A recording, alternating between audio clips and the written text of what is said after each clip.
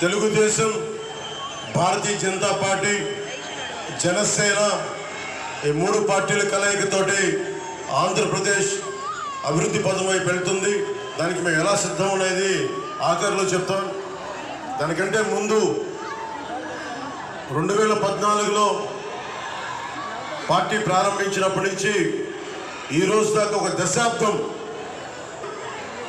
ఈ మధ్యలో కూడా పెట్టారు, కానీ దశాబ్ద కాలంగా ఒక ఎమ్మెల్యే లేకుండా కేవలం మా ఆడపడుచులు ఇచ్చిన గుండెల్లో పెట్టుకున్న స్థానానికి మా జన సైనికులు అండగా ఉండి వారి స్ఫూర్తితోటే దశాబ్దం కాలం పార్టీని నడపగలిగే శక్తిని సంపాదించారు. ఇందాక దారిలో వస్తూ ఉంటే ఒక యువకుల సమూహం నాకు ప్లే కార్డు ఇచ్చారు. ఆ ప్లే కార్డు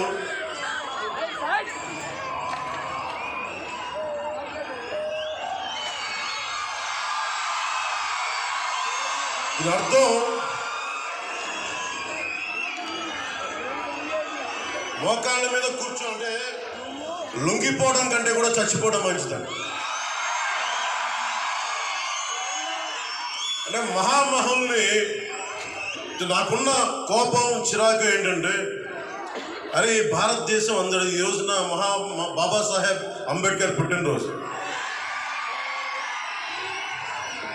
ఆయనకి జై భీమ్తో వందనాలు చెప్తా ఉన్నాను.